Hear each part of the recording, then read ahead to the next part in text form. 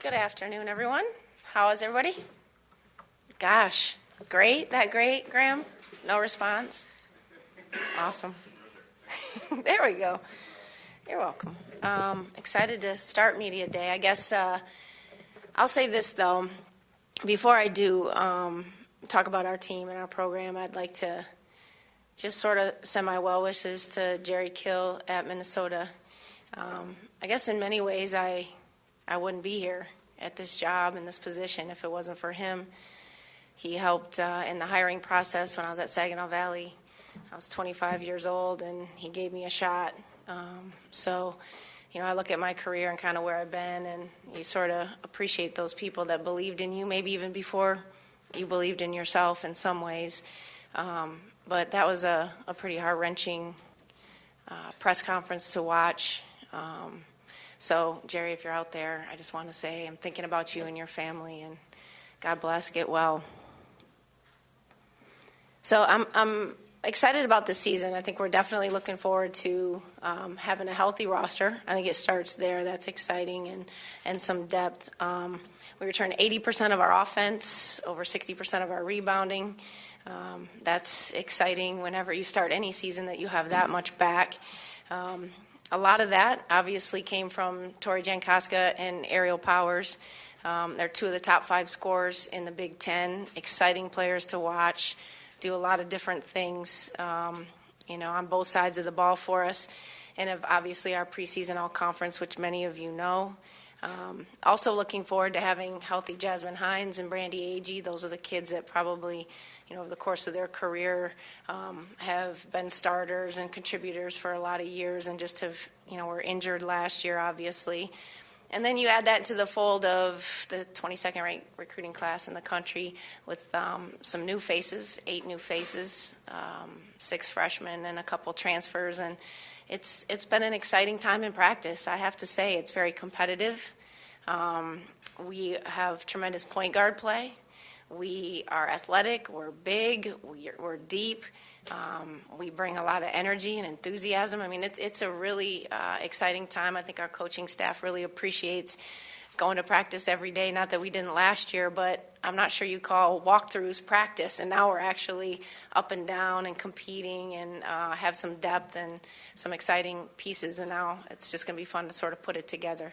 Our schedule's challenging. We play, obviously, a very strong conference on top of our non-conference play with teams like Georgia and Baylor and Louisville, things like that. Teams like that, which have had a lot of success in the postseason. So we're looking forward to those battles as well as some, just keeping in tradition with sort of what Mark Hollis appreciates about us as coaches is and maybe giving back to those teams in the state as well, getting opportunity to play Western Michigan and Detroit and Oakland's and people like that. So, we have a nice mix of that as well. But I think at the end of the day, we're going to be prepared and battle-tested for a very, very tough Big Ten conference. So with that, I'll open it up to questions. If you have those, be happy to answer any that you have.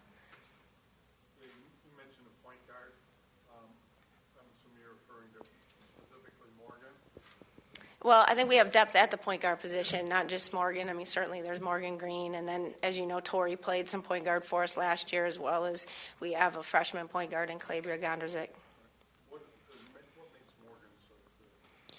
What makes Morgan so good? Well, she just had nose surgery on her nose yesterday, and she's in the gym right now. That's what makes Morgan so good. She broke her nose in practice and was back the next day. I mean, she's tough, she's quick, she's athletic, she can score, she can set people up. She's extremely competitive, mature. To me, when I coach her in the month that I've had the opportunity to do so, I feel like I'm coaching a fifth-year senior. I mean, she's that mature. There's some things she's got to do better, like everybody, but for the most part, her IQ is tremendously high. She's incredibly quick and athletic. She's competitive. She communicates. She can break people down and engage her defender, which sets people up. We were really missing that, this last year, not having anybody that could kind of break people down besides the 2 people that you wanted to break down for in Ariel and Tori. So I think that's the one thing that she really brings to the table. So it's nice to have her as well as Calabria and Tori, and we just have some depth there that we haven't had.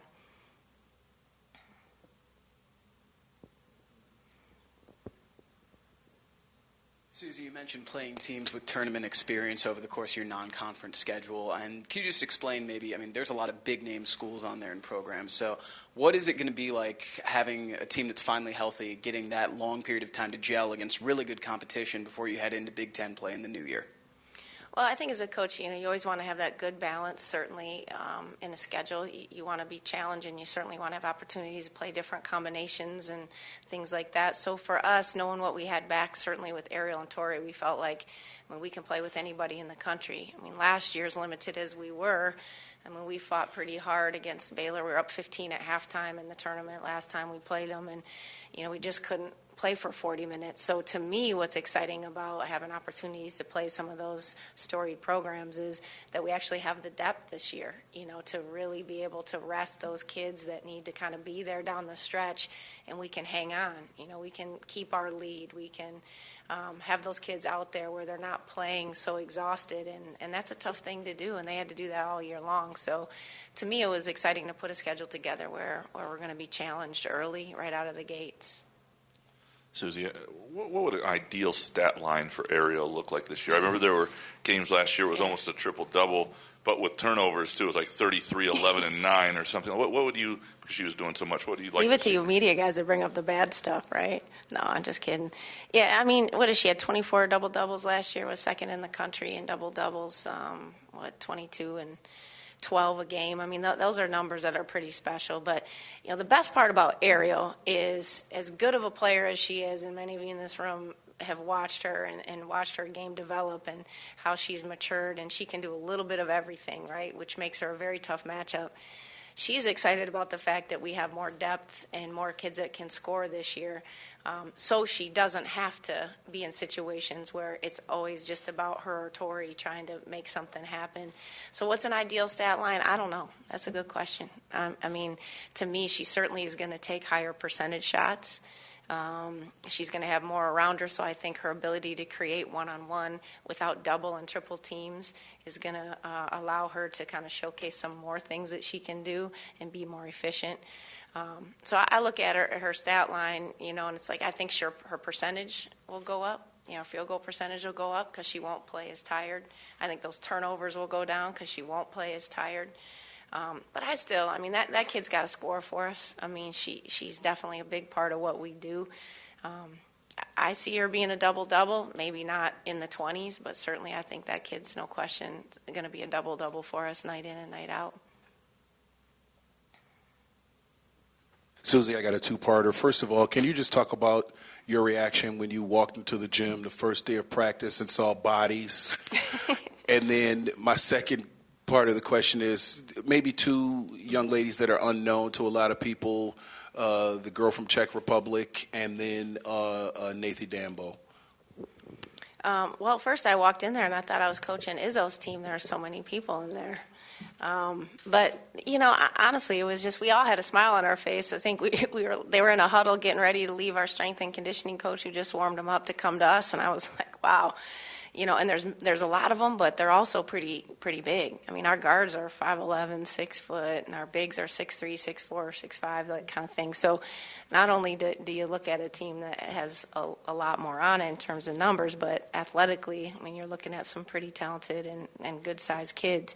So that was kind of fun. I had a smile on my face, no question about it. You mentioned Hannah, the kid from the Czech Republic. She's interesting. She comes from a great bloodline. Her brother was, I think, the 6th overall. Is that right, Mark? 6th overall draft pick in the NBA, I think in a couple years back. Is that right? Just a talented guy, obviously. Her mom was a professional volleyball player. So she's got some really, really good bloodlines. The thing about Hannah is she's so skilled, as you would expect a foreign player to be.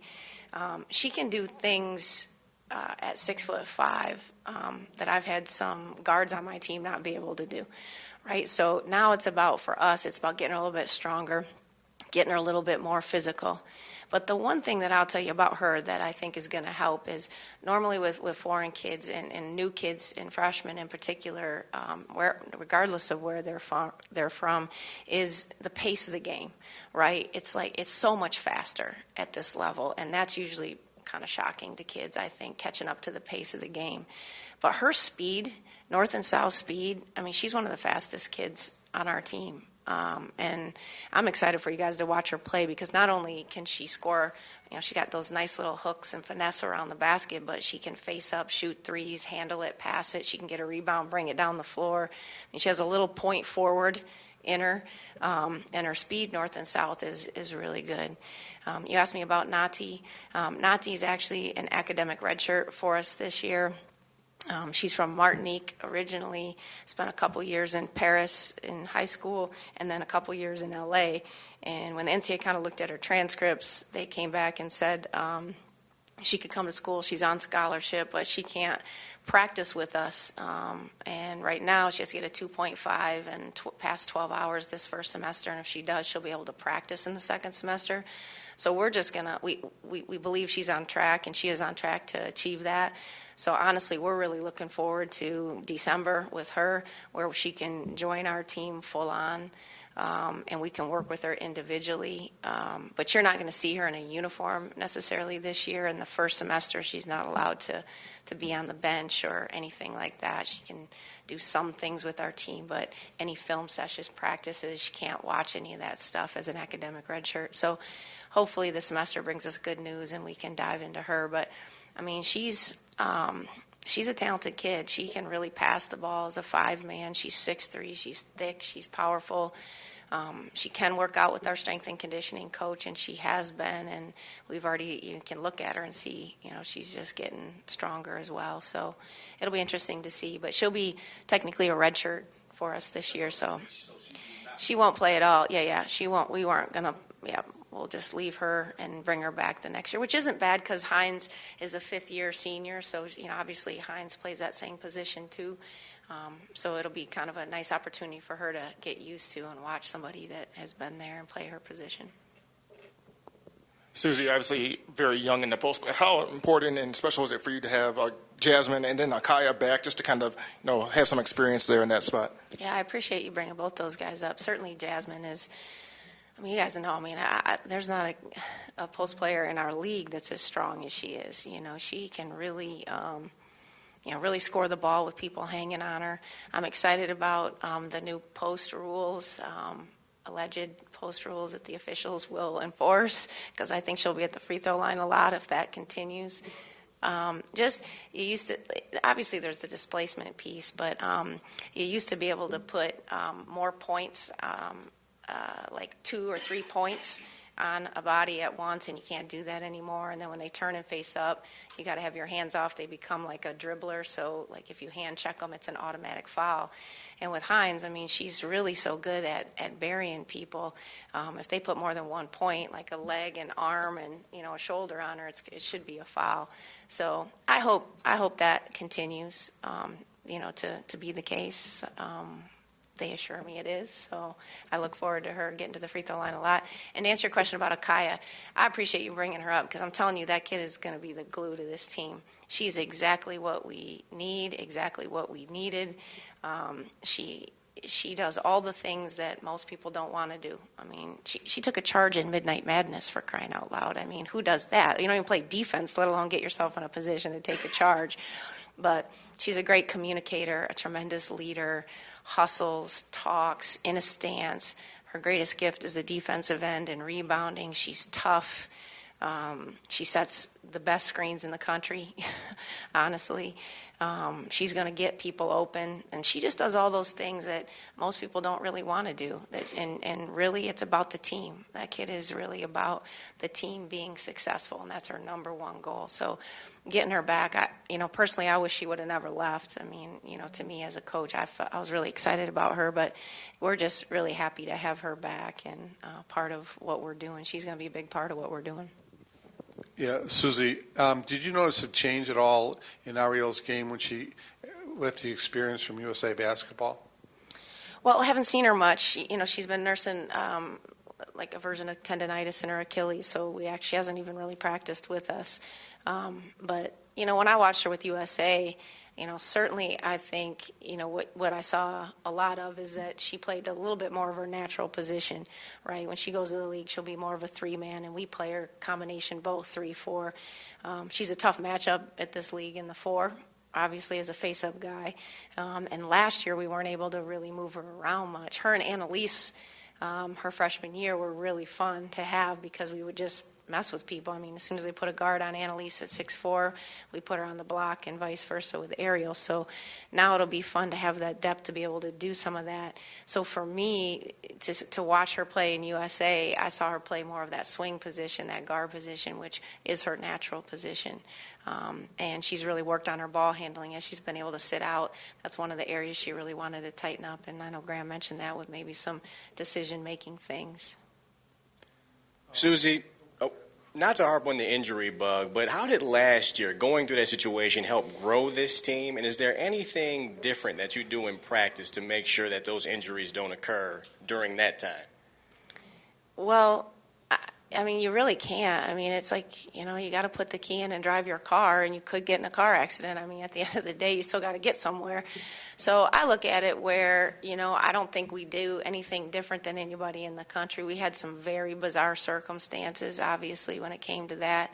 What did it teach? I think it taught, in particular, Tori and Ariel, the kids that obviously were keyed on the most. It really challenged them to be good leaders. I think that there were times when they certainly were frustrated, when you get triangle and twos at this level, or you're double teamed off every ball screen, or everybody's scheme is to beat the two of you kind of thing. I think that they had to learn to really communicate in such a way that it didn't tear the team apart, in frustrating times. I think they did a great job of bringing kids together and bringing our team together, even though everything was sort of geared towards them. So I look forward to watching their leadership this year, because I think it really was accelerated last year in a way that most kids don't have that opportunity given our circumstances. Yeah, Suzy, is Brandy back where she was before she got hurt, and has Lexi shown much of improvement in her game? Yeah, both those kids have had great summers. Brandy to me is, she's a big X factor for our team. Brandy, she's had a tough run with a couple ACLs, but she's by far one of the most athletic kids we have on our team. She's really worked hard in the off season on her jumper. I think she was somewhat inspired to watch Ariel's growth between her freshman and sophomore year as she sat there with an ACL, just to kind of see, how much time she put in the gym and how it paid off. So I think Brandy's from that same mold. She really is in the gym a lot. So I look at it from that perspective with her. Is she 100%? Her body's 100%. I think she's still kind of getting the rust off, to be honest. For her, it always has been and will continue to be early on about decision making. I think she really tries to create with the ball, which is good, but you got to take the ball with you when you go. And sometimes she struggles a little bit right now because she just is a little bit rusty. She hasn't played a lot in the last year, and she's had 2 years where she sat out to 1 year of playing. So I really am excited about her and her maturity and what she's done in the off season. You asked me about Lexi. The biggest thing with Lexi, she had to get stronger and in better shape. That was part of it. Lexi is who she is, and we really value some of the things that she brings to the team. And I think it'll be nice this year to have some of the pieces around her so we can showcase some of the things that she can do. I think last year she had to do more than what we needed her to do at times. So it'll be exciting for her. But she's really had a good off season too. That growth between a freshman and sophomore year, I think, is tremendous. I think once you get a taste of a Big Ten run and the grind and understand what it's like mentally and physically, you kind of figure out, what you need to work on in the summer to make sure next year you're more prepared, and she's done that. Suzy, some people could argue that since you've been here, you've been through pretty much every situation a coach could experience or endure. And obviously last year's was different. Can you talk a little bit about what perspective you took out of the adversity from last year, and then maybe some things that you learned that you're going to apply this season? Well, I think the biggest thing, you learn, first of all, you got to understand your team and what you're dealing with. Every coach wants to push, right? And at the end of the day, I mean, if our volleyball walk-on Kelsey Kuipers rolled her ankle, we would have been in trouble, right? So, I kind of went with the NBA thing, and I heard Jeff Van Gundy say this once: if you talk it, you can do it.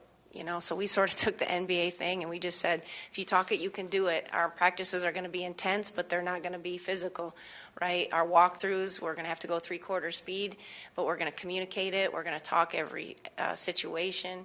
So for us, we looked at it more from an NBA perspective, I think, including on game day. We would do a lot more at the hotel with a walkthrough than we would putting our kids on the road in a gym at a shoot-around. It just didn't make sense for us to keep taking their legs from them, right? So we really did a lot more, try to keep their neck down as physically healthy as we can and kind of use the neck up mentality that the NBA uses a lot with walkthroughs and talking actions and things like that. And then the other thing I think you learn as a coach is, never to be too high or too low, right? You're never as good as you think and you're never as bad as you think either, right? So for me, we started the Big Ten season, I think, ready to go. I mean, we were in the top 25 in the country. We were 8-3. We had, played Baylor really well, beat Syracuse, beat Georgia Tech. I mean, played Notre Dame extremely well, really, up at half against those guys. We had some really good things going for us. And then we come back on December 26th, and 3 of our players get the flu. So, I look at that, and it's like you're so frustrated with what's going on. But there's things that were outside our control, and I think the biggest thing as coaches was never to get too high or too low and try to make the journey and the experience the best it can be. And if you watched our team play, I thought we got a lot better down the stretch. I mean, our team was playing really, really well down the stretch and, in the postseason and at the end of our regular season. So I was proud of that, and I think that says a lot about our kids and the fight that we have. Suzy, Tori obviously got a little bit of experience going to the U.S. trials and over the summer as well, too. What kind of growth did you kind of see or take away from that experience? Yeah, I mean, she's one of 53 or 54 kids that were invited across the country to have an opportunity to make either the Pan Am or the World University Games. So, it starts there. I mean, you got to appreciate the fact that you're in that room with some of the best players in the country. I think, with Tori, what she learned a little bit about herself probably is to come back and get a little bit quicker on her feet. I think some of the kids that she was going against athletically were, a little bit more gifted that way. And so for her to be in the best physical condition she could be, I think is a high priority for her. She had a great summer from that regard. I think she kind of came back certainly disappointed. That kid, I mean, she doesn't always outwardly show her emotion as much as like Ariel does, for example, but that kid has the same kind of toughness and grind and competitive spirit. So, it didn't surprise me that she would take that experience and come back and say, I'm going to be in better shape, better condition. I'm going to work on my ball handling. I'm going to play multiple positions.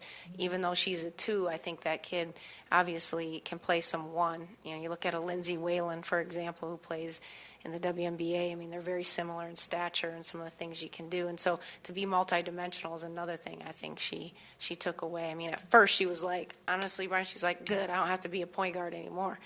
But I also think that she's also looking at it from a perspective of, maybe that next level, and it helped me be a better player for my team because I had to think the game a little bit differently. And if I can play multiple positions, it's going to help Michigan State, and it's going to help my ability to go on and play if that's what she chooses to do. Suzy, can you tell us a little bit about the conference? I mean, what you're looking forward to? Well, it's a very deep conference. I think, the Big Ten, certainly with the addition of Maryland and Rutgers, has brought a little more of a national presence to our league. The team to beat is Maryland. I mean, how can you not say that? I think Brenda's done a really good job out there. They were undefeated and then went on and won the Big Ten tournament and went to back-to-back Final Four. So, they're the team to beat. I think Ohio State is a team that's certainly in a position with Kelsey Mitchell, one of the best players in the country. Led the league last year in scoring as a freshman, preseason, all Big Ten, along with her kind of sidekick. I mean, we have Ariel and Tori, and they have Kelsey and Amherst Alston. So you're looking at a double-headed monster when you play Ohio State, as well as they've had some injuries too. I mean, they had some transfers sitting out, and they had some injuries that I think are going to add a lot of depth and quickness and different things. So, those two teams, Northwestern had a very good year last year. You look at the league top to bottom, and it'll be interesting to kind of see where people end up. I think there's a lot of really good recruiting classes that have come in, so how those freshmen do in some of those other programs, Penn State's, Purdue's, Indiana's, Illinois, there's been some transitions there, and some new kids that have come into the league that I think will make a mark as well. Any other questions? All right, thank you.